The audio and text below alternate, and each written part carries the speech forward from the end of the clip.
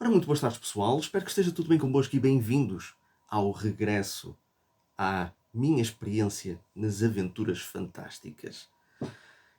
6 anos, pelo menos segundo o YouTube, 6 anos passaram desde o último vídeo que eu lancei e eu, na altura, não tinha noção de que se iria passar um hiato tão grande desde então. Eu tinha ideias de continuar, mais propriamente continuar a falar da coleção dos livros seguintes, depois de eu ter falado do Port of Peril. Obtive esses livros, mas nunca os apresentei. Nunca mais os apresentei.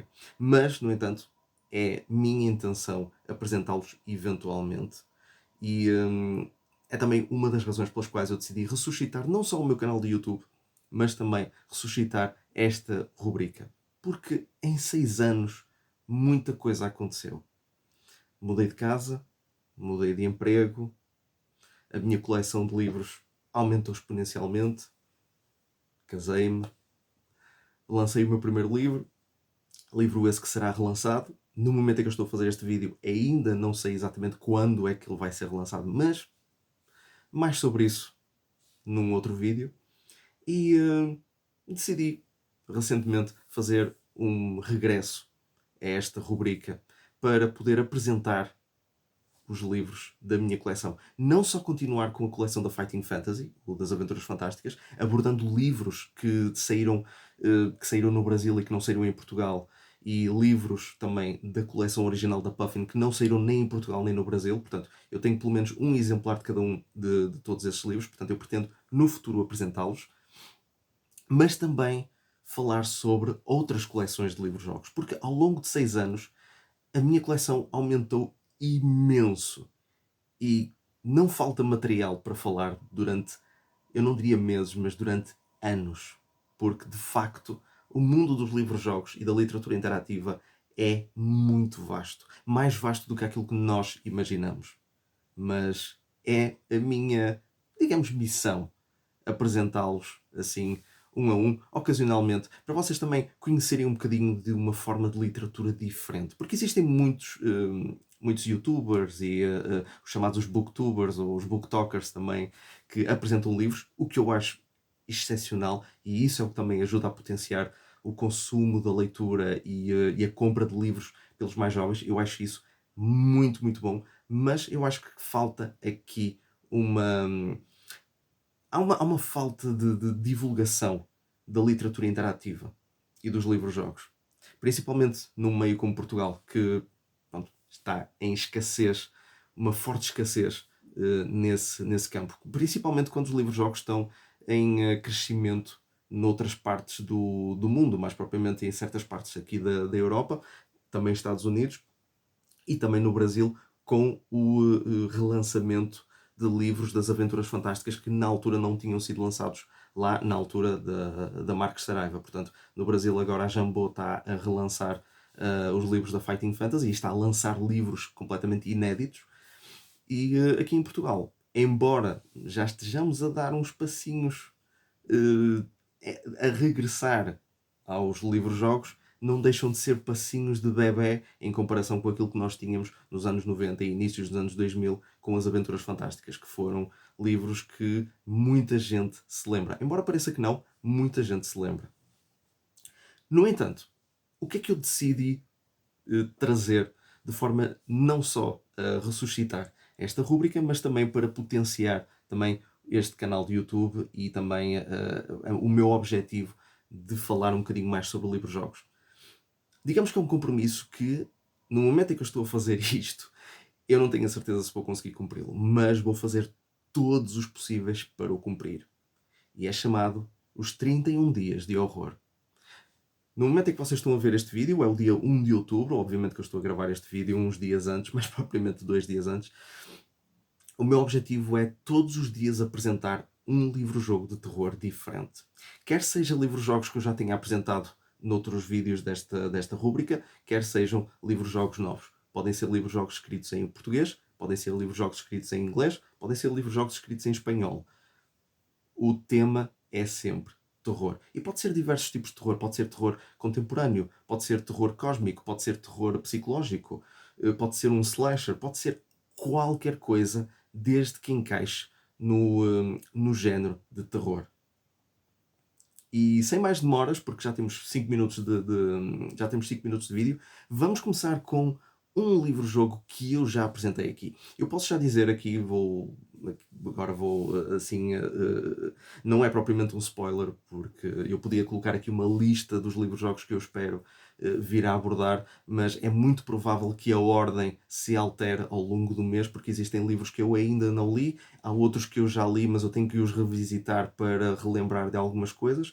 Portanto, eu vou começar estes primeiros 5, 6, 7 vídeos com livros que eu já apresentei antes. No entanto, é uma forma também de os apresentar novamente e também para mostrar um bocadinho ao público novo que eu vier pronto, a alcançar, também um bocadinho sobre como é que estes livros-jogos funcionam. Portanto, o livro que eu vou apresentar hoje é um clássico não só um clássico das aventuras fantásticas e um favorito pessoal meu, não só nesta coleção, mas também em tudo o que é relacionado com livros-jogos. E é o primeiro livro-jogo que eu alguma vez li por mim mesmo.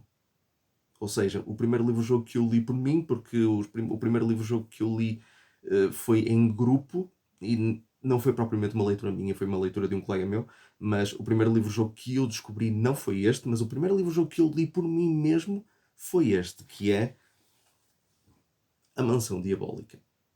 A Mansão Diabólica foi escrita por Steve Jackson e, se não me engano, no ano de 1984 foi escrito por Steve Jackson e com ilustrações de Tim Sale e a capa de Zan Miller. Portanto, esta capa espetacular, completamente atmosférica, foi desenhada por Zan Miller. Eu já apresentei este livro, se não me engano deve ter sido no segundo episódio, porque eu apresentava livros de 5 em 5. Este livro é terror contemporâneo e podemos considerar o terror contemporâneo dos anos 80. Este livro é a típica história da Casa Assombrada, mas com um pequeno twist de cultos satânicos. O que é irónico, tendo em conta que isto surgiu nos anos 80, durante o pico do Satanic Panic. Portanto, isto é capaz de ter irritado bastante gente que achou que estes livros, que já na altura achavam que estes livros tinham um teor satânico, também aliado com esses preconceitos em redor de RPGs como Dungeons and Dragons, por exemplo. Muito Dungeons and Dragons sofreu por causa desse Satanic Panic, mas a inclusão deste livro e o seu conteúdo também ajudou a deitar algumas achas à fogueira. Portanto, é normal que houvesse esse tipo de preconceito e este livro sofreu também um bocadinho com isso. No entanto, não deixa de ser uma experiência excepcional, uma experiência quase parecida com um filme de terror. Uma grande novidade em relação a este livro é que, ao contrário dos outros livros da coleção, que nós interpretamos um guerreiro, um cavaleiro, um mago, às vezes, uma pessoa com poderes mágicos, aventuras de capa e espada, fantasia e também uma aventura dentro da lógica de Star Trek, ou seja, estou a falar da nave perdida. Portanto, tínhamos ali uma aventura em sci-fi. Este é o primeiro livro que nos coloca como um protagonista perfeitamente normal, que não tem poderes, não tem capacidade de luta. Somos apenas uma pessoa perfeitamente normal que conduz numa estrada à noite, no meio da chuva, na tentativa de chegar cedo à reunião do dia seguinte.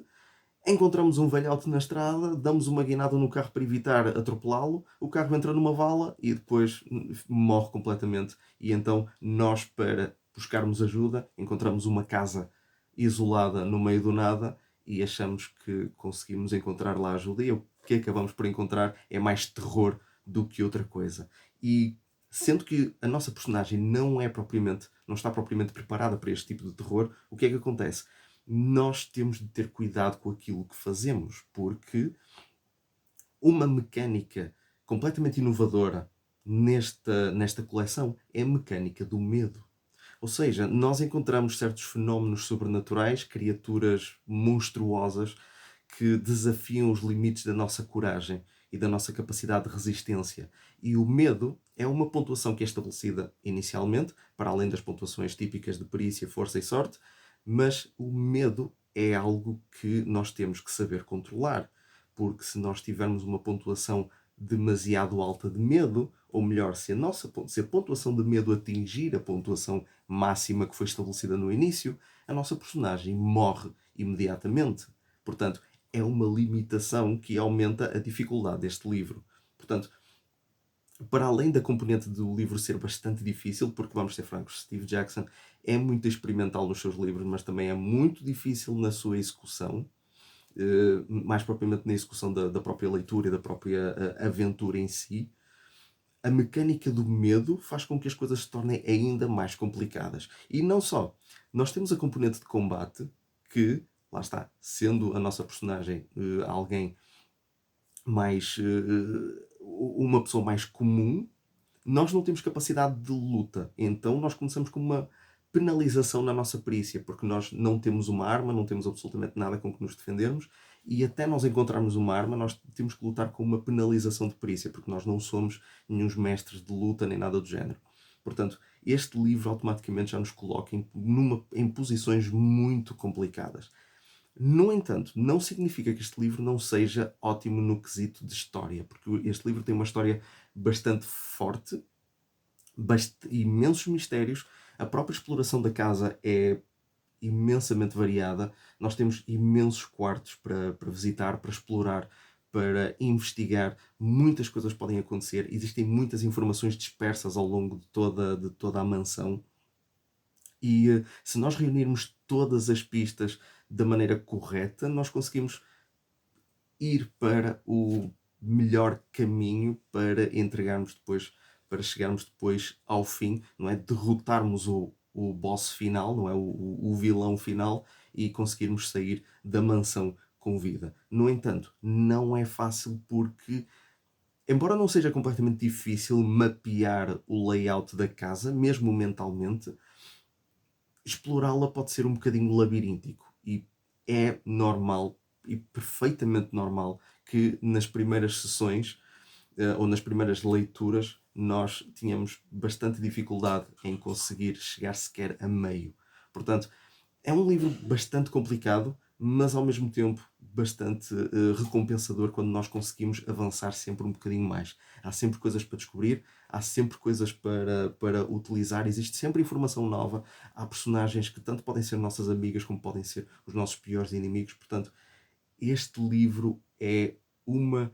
Eu ia dizer uma caixinha de surpresas, mas este livro é uma casinha de surpresas, podemos considerar.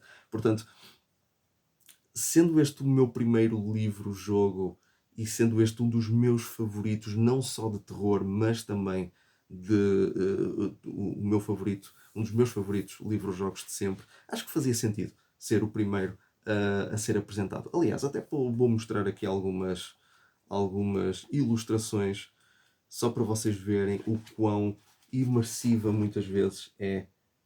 Eu espero estar aqui a mostrar bem. Ok.